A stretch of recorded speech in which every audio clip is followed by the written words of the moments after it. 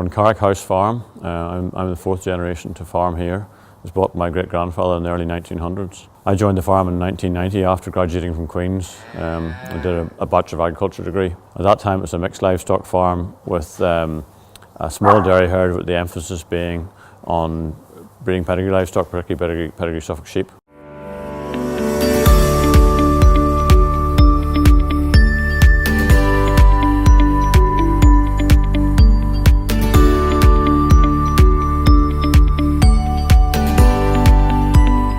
Since then, the dairy herd has been expanded, and now there are no other livestock on the farm other than dairy cattle. We currently have farming about 315 acres. It's all grass. The only ploughing that's done is for reseeding purposes.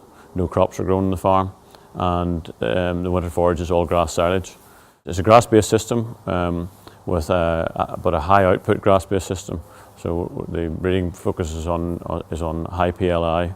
Very focused on calving ease and their mobility, their feet and legs, and also other general health traits such as fertility. For me, the calving ease is extremely important, for I do not want to intervene. In fact, we have moved the calving to this largely summer-autumn now, that cows are calved mainly at grass. That means that cows are calved outside, and we rarely, try not to intervene at all and let them calve on their own as much as possible. The high PLI bulls have also brought a lot of milk, so we have it's a fairly high output herd now. We're averaging 9,000 litres. We're producing over nearly 4,000 litres from forage, and a large portion of that is from grass.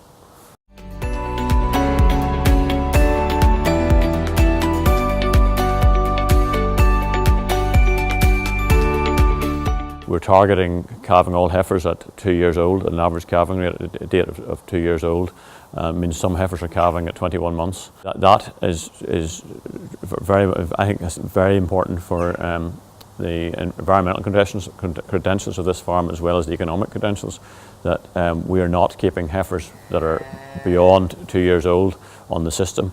It's quite easy to let that calving age slip out, and you end up keeping a whole extra batch of heifers that are unproductive. So our heifers, once they hit 2 years old, are calving and then become productive.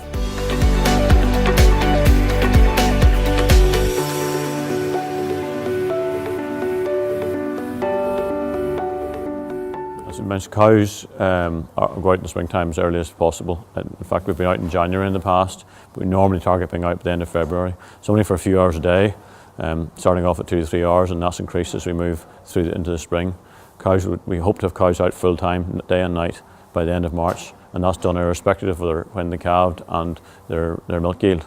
So if one cow is out, they're all out. The grazing rotation is based on 21 day. In the early part of the season it's longer, and that's shortened as we get into mid-season, and lengthened again as we get into the autumn to allow us to build grass covers going into the back end of the year. Some of the fields in the farm will be grazed between 8 and 9 times through the season. Other fields that are cut for silage early in the season and then grazed later, and would not graze as often or as many times. The concentrate feeding is done to the milking parlour. All through the milking parlour. The cows are milked twice a day and fed twice a day, and there's a computerised feed to yield system in the parlour. That allows the ration to be tailored to the needs of each individual cow, so that the computer works out or knows her yield and works out their feed requirement. We haven't been applying phosphorus on the farm for a large number of years. There's enough phosphorus in the slurry to keep our balances correct. We do apply nitrogen, and we do apply potassium fertilisers and sulphur. And liming, of course, is a very important requirement for growing large quantities of grass, and we do endeavour to keep all our soil pHs at a correct level on any fields where the pH starts to drop down towards 6. So we're targeting a pH of 6.5 on all the fields. The grazing covers it varies through the season, but we don't graze as tightly through the summer months. In order to produce as high an output as we do, we need to leave that little bit of grass behind and not expect cows to clean out all the covers. If we do push them hard to clean out those covers down to 4 or 5 centimetres, we will find we'll lose milk, we'll lose output. So it's a compromise. We undoubtedly waste a little bit of grass, but produce a higher level of yield by doing that.